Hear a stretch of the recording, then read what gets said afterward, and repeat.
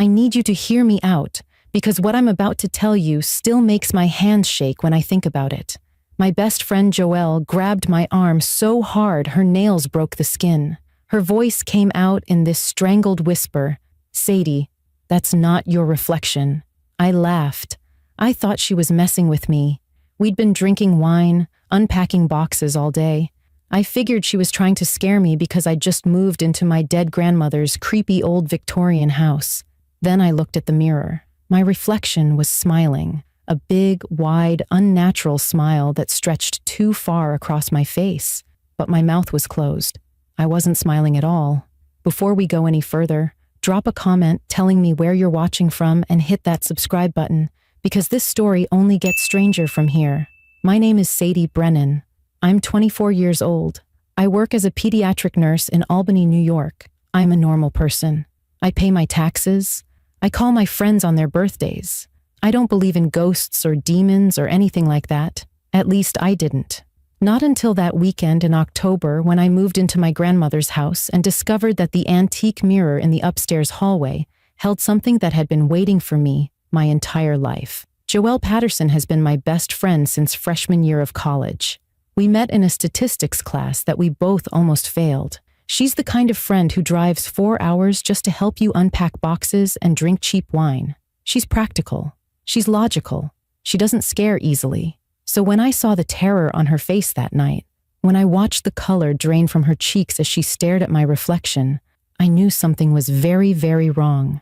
This is the story of what happened in that house, what I found in my grandmother's journal, and the horrible truth about why she left me that mirror in the first place. 6 months before that night, my grandmother Rosemary Brennan passed away in her sleep. She was 87 years old. She went peacefully, which is the only comfort I have when I think about her now. My grandmother raised me. My parents died in a car accident when I was 9 years old. I remember the police officers coming to school to pick me up. I remember my teacher's face, the way she couldn't look me in the eyes. I remember my grandmother waiting for me at her house, arms open, tears streaming down her face. She took me in without question. She gave up her quiet retirement to raise a grieving little girl. She taught me how to braid my hair. She made me pancakes every Sunday morning. She read to me every night until I was old enough to read to myself. And even then, sometimes she still would. That house in upstate New York was the only real home I ever knew. Every good memory I have lives inside those walls. The smell of lavender sachets in the closets, the creak of the third step on the staircase, the way the afternoon sun came through the kitchen window and made everything glow golden.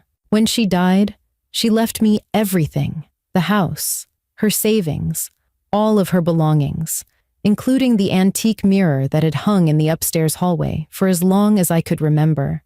I always loved that mirror. It had this beautiful gold frame, all carved with flowers and vines.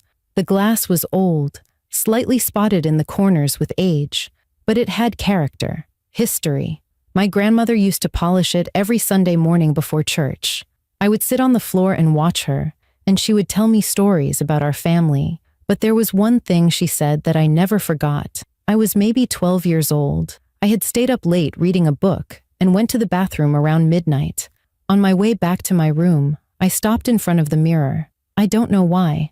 Something about it looked different in the dark. The glass seemed deeper somehow, like I could fall into it. My grandmother's voice came from behind me, sharp and urgent. "Sadie, come away from there." I turned around. She was standing in her bedroom doorway in her nightgown, and her face looked pale, almost scared. "Never look into it too long after dark, sweetheart," she said. "Just a silly superstition. Come on, let's get you to bed." She never explained what she meant, and I never asked. Kids accept strange things from the adults they love. I just added it to the list of weird grandmother rules, like never putting shoes on the table or always throwing salt over your shoulder if you spill it. I wish I had asked. I wish I had pushed her to explain. Maybe things would have been different. After she died, I lived in my small apartment in Albany for 6 months, trying to figure out what to do with the house. Selling it felt wrong, like I would be erasing her, erasing my childhood, erasing the only place I ever felt safe. So I decided to move in. I quit my job at the hospital in Albany and found a position at a smaller clinic nearby. I packed up my apartment. I called Joelle and asked if she wanted to spend the weekend helping me unpack. Road trip to a creepy old Victorian house? She said. I'll bring the wine. That was Joelle, always ready for an adventure, always making everything feel lighter than it was. She arrived on Friday afternoon. The October leaves were turning red and gold, and the house looked beautiful, warm, welcoming. Nothing about it seemed wrong or dangerous. It was just my grandmother's house. My house now. We spent all day Saturday unpacking. We laughed. We told stories. We found old photo albums and spent an hour looking through pictures of me as a kid with missing teeth and bad haircuts. Joelle teased me about my fashion choices in middle school. I threatened to show her college boyfriend the photos of her from freshman year. It was a good day, a healing day. I felt like I was finally starting to move forward, like I could honor my grandmother's memory by filling this house with life again. By evening, we were exhausted. The sun was setting, casting long orange light through the windows. We had just finished unpacking the last box in my grandmother's old bedroom, and we decided to take a break. Wine time, Joelle announced. We've earned it. We grabbed our glasses and walked into the upstairs hallway. That's where the mirror hung, right between my childhood bedroom and the bathroom. We were standing there, catching our breath, talking about ordering pizza for dinner. And then Joelle stopped mid-sentence. Her whole body went rigid. Her eyes locked onto something behind me. The color drained from her face so fast I thought she was going to faint. Joelle, what's wrong? She didn't answer. She just reached out and grabbed my arm. Her grip was so tight that her nails dug into my skin. I still have the little crescent-shaped scars. Sadie, her voice was barely a whisper. That's not your reflection. I turned to look at the mirror.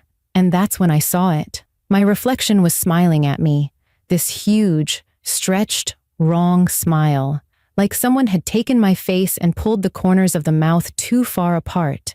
But I wasn't smiling. My face was frozen in confusion. I blinked. My reflection blinked half a second too late. I told myself I imagined it. That's what you do when something impossible happens right in front of your face. Your brain rejects it, finds a logical explanation, buries the truth under a pile of maybes and probably justs. Maybe the wine was stronger than I thought. Maybe the old glass warped my reflection somehow. Maybe I was just exhausted from unpacking all day, and my eyes were playing tricks on me. Joelle wasn't buying it. She stood in the hallway with her arms wrapped around herself, refusing to take her eyes off the mirror. Her hands were shaking so bad she had to set her wine glass on the floor before she dropped it. Sadie, we need to leave, she said. Right now. Tonight. We can get a hotel and figure this out in the morning. I should have listened to her. Looking back, that was the moment I could have walked away, driven to the nearest town, called someone, done anything other than what I actually did, which was convince my terrified best friend that we were both being ridiculous. It's an old mirror, I said. The glass is probably warped, and we've been drinking. Let's just cover it up and go to sleep. Everything will seem normal in the morning. Joelle looked at me like I had lost my mind, but she also knew how much this house meant to me, how much my grandmother meant to me. She didn't want to be the one to ruin my first weekend in my new home over something that might have been nothing. So we compromised. We found a white bedsheet in the linen closet and draped it over the mirror. Joelle insisted on sleeping downstairs on the couch, and honestly, I didn't argue. I didn't want to be alone upstairs either. We pushed the couch and the armchair together and made a little nest of blankets and pillows. We turned on every lamp in the living room. We told ourselves we were being silly, but neither of us turned those lights off. I fell asleep around midnight. The last thing I remember is Joelle's breathing evening out beside me and the sound of the old house settling in the cold October night. The next thing I remember is Joelle screaming. I opened my eyes and I wasn't on the couch anymore. I was standing in the upstairs hallway, right in front of the mirror. The bed sheet was on the floor at my feet. My hand was pressed flat against the cold glass. I had no memory of walking up there, no memory of pulling the sheet down, no memory of anything between falling asleep on the couch and waking up with my palm against that mirror. Joelle was at the bottom of the stairs, her face twisted in horror. She kept screaming my name over and over, but I couldn't move. I couldn't pull my hand away from the glass. It felt like something was holding me there, something on the other side. I looked at my reflection. It wasn't copying me anymore. It was just standing there, watching me, its head tilted slightly to the side like a curious animal. And then, slowly, deliberately, it raised its hand and waved at me. I didn't move my hand. I couldn't move my hand, but my reflection waved at me like we were old friends. I finally screamed. The sound broke whatever spell was holding me, and I stumbled backwards so fast I hit the opposite wall. Joelle ran up the stairs and grabbed me, pulling me toward the staircase, her fingernails digging into my shoulders. We didn't sleep for the rest of the night. We sat in the kitchen with every light blazing, drinking coffee and trying to make sense of what happened. Joelle wanted to leave. She begged me to pack a bag and get out of that house. But something kept me there.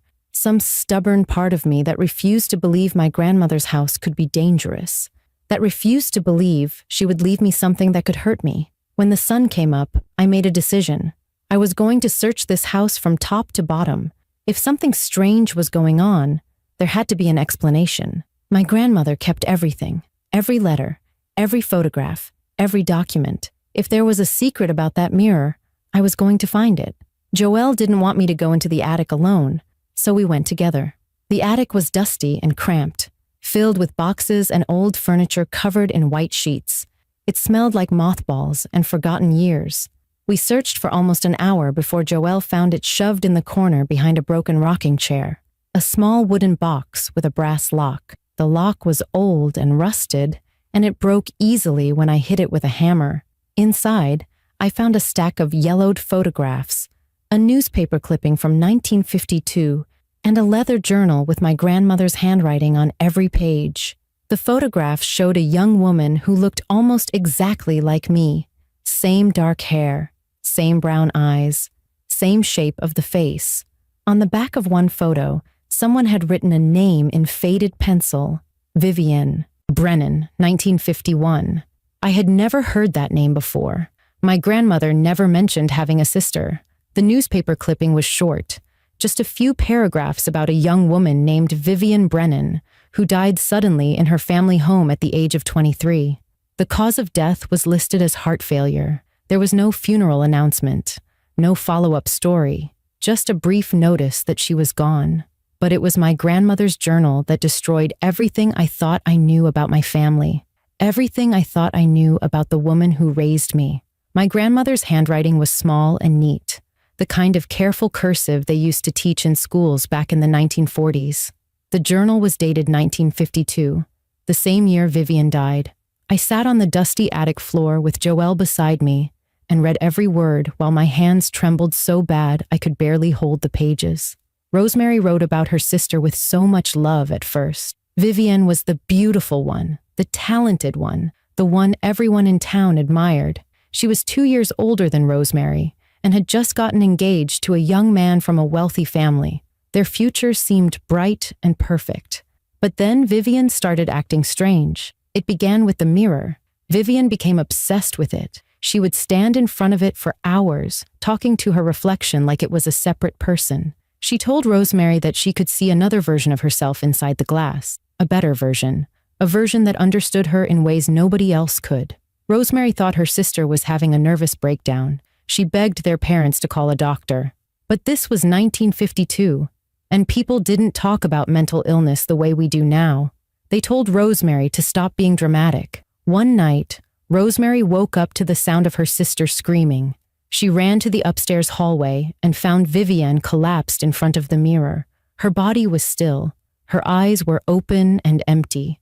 And according to what my grandmother wrote in her journal, Vivian's reflection was still moving inside the glass, still smiling, still waving, even though Vivian herself was dead on the floor. Their parents found a doctor who agreed to write heart failure on the death certificate. The family buried Vivian quietly and never spoke about what really happened. Everyone was told that she died peacefully in her sleep. The mirror stayed in the hallway because their mother refused to get rid of it.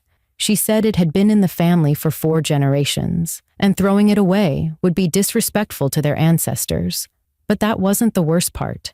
The worst part came later in the journal, in entries my grandmother wrote years afterward, pages where her handwriting became shaky and desperate, pages where she confessed what she had done.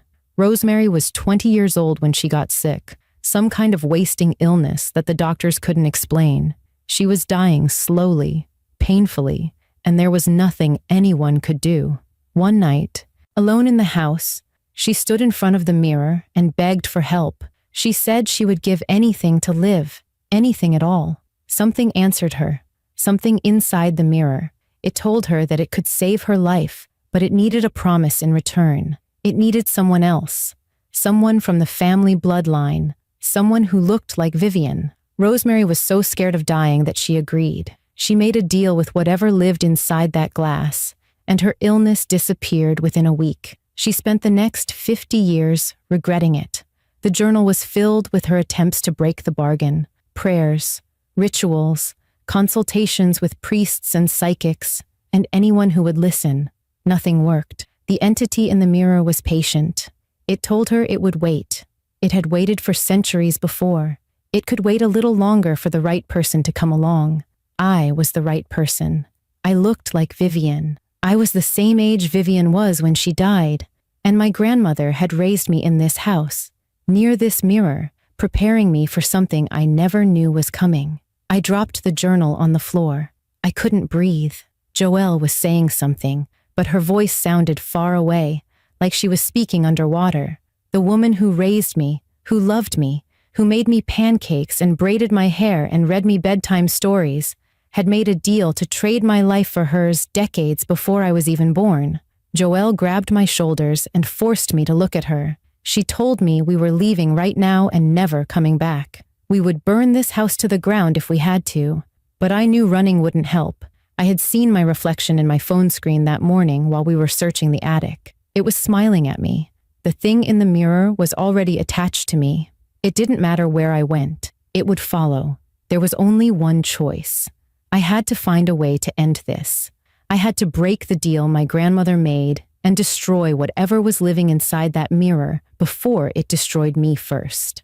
Joelle found Dolores Vance through a desperate internet search. She was a retired librarian who lived about 30 minutes away in a small town near the Hudson River. Her website was simple and outdated, just a plain page with her name and a description of the services she offered: spiritual cleansing, entity removal, help for people experiencing unexplainable phenomena. She wasn't a psychic or a medium or anything dramatic like that. She was just a woman who had learned certain techniques from her grandmother and had spent her life helping people deal with things they couldn't explain. Dolores arrived at the house an hour before midnight. She was 68 years old with silver hair pulled back in a braid and calm brown eyes that seemed to take in everything without judgment. She walked through the house slowly, stopping in front of the covered mirror without touching it. She stood there for a long time, just breathing, just listening to something we couldn't hear. When she finally spoke, her voice was quiet but certain. She told us that something very old was attached to that mirror, something that existed before mirrors were even invented. It moved from reflective surface to reflective surface throughout history, feeding on people by learning them, copying them, and eventually replacing them entirely. It studied your face, your movements, your mannerisms, your voice. Once it finished learning you, it would step out of the mirror and take your place. The original person would be pulled inside the glass and trapped there forever, while the copy lived their life. Vivienne was almost replaced, Dolores explained. The entity had been learning her for months, but something went wrong during the final stage. Vivienne's heart gave out from the stress before the switch could happen. She died, and the entity was stuck inside the mirror, incomplete and hungry. It made the deal with my grandmother because it needed someone new, someone who looked enough like Vivian to finish what it started, someone like me. Dolores told us there was only one way to break the connection. I had to confront the entity directly at midnight, the same hour Vivian died. I had to stand in front of the mirror and reject it out loud. I had to deny its claim to my life, my body, my identity. While I did that, Dolores would perform a cleansing ritual to weaken the entity and sever its hold on the mirror. But there was a catch. If I showed any fear, any hesitation, any doubt at all, the entity would use that weakness to pull me inside and complete the replacement. I had never been more terrified in my life. Joelle begged me not to do it. She said we could find another way. We could seal the mirror in concrete and dump it in the river. We could move across the country and pretend none of this ever happened, but I knew it wouldn't matter. The thing was already inside my reflections, my phone, my bathroom mirror, the windows of my car. Everywhere I looked, it was looking back. Running would only delay the inevitable. At midnight, we uncovered the mirror. The hallway was cold, so cold I could see my breath forming little clouds in front of my face. Dolores lit white candles and burned sage, filling the air with thick gray smoke. She began chanting something in a language I didn't recognize, words that sounded ancient and heavy with power. I stepped in front of the mirror. My reflection was already waiting for me, but it wasn't copying my movements anymore. It stood perfectly still, watching me with my own eyes. Its head tilted slightly to the side like a predator studying its prey. The smile on its face was wrong, stretched too wide, showing too many teeth. I opened my mouth to speak, but before I could say anything, my reflection spoke first. It used my voice, but hollow and empty, like someone talking from the bottom of a well. It said, "Your grandmother promised me someone. It said she kept me waiting so long. It said I looked, just like Vivian, and that it had been dreaming of my face for decades." Something inside me broke when I heard those words. All the grief I had been carrying since my grandmother died, all the love I still felt for her despite what I had learned, it all twisted into something new, something angry, something powerful. I stepped closer to the mirror and spoke clearly without a single shake in my voice. I said, "I reject this bargain. I said, I reject your claim to my life. I said my grandmother made a choice out of fear, but I am not afraid of you. I told it that this is my body, my identity, my existence, and I will never let anything take that from me." The reflection stopped smiling. Its face twisted into something ugly and hateful, something that didn't look human at all anymore. The glass began to vibrate. The candles flickered wildly. Dolores chanted louder, her voice rising over the sound of the wind that had started howling through the hallway, even though every window was closed. I grabbed the frame of the mirror and pushed with everything I had. The mirror fell. The glass shattered against the wooden floor, with a sound like 100 bones breaking at once. But instead of scattering across the hallway, the pieces froze in midair. They hung there for a moment, suspended like stars, and then they flew backward into the frame and reassembled themselves into a perfect mirror that showed nothing but pure darkness. I watched as the darkness began to drain away, swirling down like water disappearing down a sink. Slowly, gradually, the glass became clear again, and when I looked into it, I saw my own reflection staring back at me, moving when I moved, blinking when I blinked. Nothing more than a reflection should ever be. It was over. For a long time, none of us moved. We just stood there in the hallway, staring at the mirror, waiting for something else to happen. The candles had burned down to stubs. The sage smoke had faded into nothing. The terrible cold that had filled the house was gone, replaced by the normal chill of an October night. Dolores was the first to speak. She said the attachment was severed. The entity was gone. Whatever ancient thing had lived inside that glass for generations had finally been destroyed. I didn't feel relief. I didn't feel victory. I just felt empty, hollowed out like someone had reached inside my chest and scooped out everything that made me who I was. Joelle wrapped her arms around me and held on tight, and I let her, because I didn't have the strength to stand on my own anymore. Dolores stayed with us until sunrise. She explained that the entity wasn't connected to Vivian's spirit at all. Vivian was never haunting that mirror. She was just another victim, another person the thing tried to consume before it was stopped. My grandmother had believed she was keeping her sister's memory alive by preserving the mirror, but really she was just feeding the creature, keeping it strong, keeping it patient while it waited for me. After Dolores left, I sat in the kitchen with Joelle and tried to process everything I had learned. The woman who raised me, the woman I loved more than anyone else in the world, had traded my life for hers before I was even born. She made a deal with something evil because she was afraid to die, and then she spent 50 years raising me like a lamb being prepared for slaughter. But the more I thought about it, the more I realized it wasn't that simple. Nothing ever is.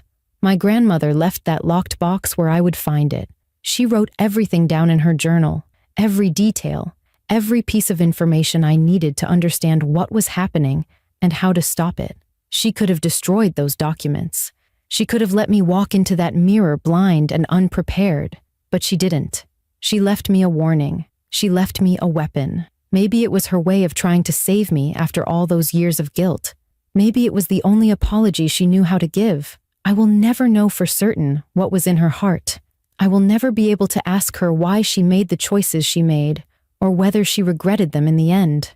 All I have are her words on those yellowed pages, and the memory of the woman who braided my hair and made me pancakes, and told me she loved me every single day of my childhood. I have to believe that love was real. I have to believe that people can carry darkness inside them and still be capable of genuine love. Because if I don't believe that, then everything good about my life becomes a lie, and I refuse to let that be true. I kept the house. It felt wrong to leave after everything that happened. This place is still my home. It still holds every good memory I have. The evil that lived here is gone now, and what remains is just wood and stone, and the echo of the people who lived here before me. I planted a rose bush in the backyard, and buried the pieces of the mirror beneath it, wrapped in salt, and sealed with prayers that Dolores taught me. The roses bloomed bright red the following spring, and I choose to believe that means something. I choose to believe it means the darkness is finally at rest. Joelle still comes to visit, though she refuses to stay overnight. She says she supports my healing journey but draws the line at sleeping in a house where she once watched my reflection wave at me. I don't blame her. Some experiences leave marks that never fully fade, but she calls me every Sunday morning, right around the time my grandmother used to make pancakes, and we talk for hours about nothing and everything. That friendship saved my life in more ways than one. I hung a painting where the mirror used to be, a simple landscape of rolling hills and a setting sun, something peaceful, something that doesn't reflect anything back. Sometimes I catch myself glancing at that spot on the wall, expecting to see my own face staring back at me. But there's nothing there, just colors on canvas, just art, just peace. I learned something important that weekend in October. I learned that the people who love us can still carry secrets that would destroy us if we knew. I learned that fear can make good people do terrible things. And I learned that sometimes the scariest monsters aren't hiding in mirrors or lurking in the dark. Sometimes they're sitting across from you at the dinner table, smiling, telling you they love you, hiding the truth behind their eyes. But I also learned that we are not bound by the choices of the people who came before us. My grandmother made a deal, but I broke it. She handed me a destiny I never asked for, and I rejected it. We all inherit things from our families, trauma, secrets, debts we never agreed to pay. But we also inherit strength, courage, the ability to look into the darkness and say no, not me, not today. If you have ever looked into a mirror and felt like something was looking back, if you have ever inherited something from your family that felt heavier than it should, I want you to know that you are not alone, and you are not trapped. The deals that other people made do not have to define your life. Thank you for staying with me through this story. If it meant something to you, subscribe to this channel and leave a comment telling me about a time you felt like something was watching you. I read every single comment, and your stories mean more to me than you know. Share this with someone who loves a good, scary story, and I will see you in the next one. Stay safe out there, and maybe don't look into old mirrors after dark.